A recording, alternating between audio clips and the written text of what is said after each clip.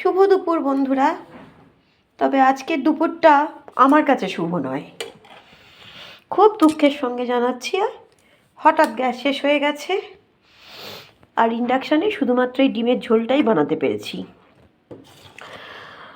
আমি ইন্ডাকশানে রান্না করতে পারি না, কোনো রকমে এই ডিমের ঝোলটা রান্না করেছি। আর হোটেল থেকে আমার বর ডাল, আলুর চোখা, পেঁয়াজ কাটা আর বেগুন আলুর তরকারি, অবশ্যই ভাত, এই যে দেখতে পাচ্ছ প্যাকিং করা রয়েছে ভাত, এগুলো পাঠিয়ে দিয়েছে।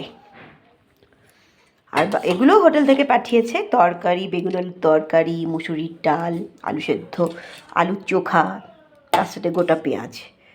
শুধুমাত্র ডিমের তরকারিটা আমি বানালাম, আর কিচ্ছু করতে পারিনি, এই জন্য দুঃখিত। আমি রান্না করতে পারি না ইন্ডাকশানে, আমার নিজেরই খুব খারাপ লাগছে।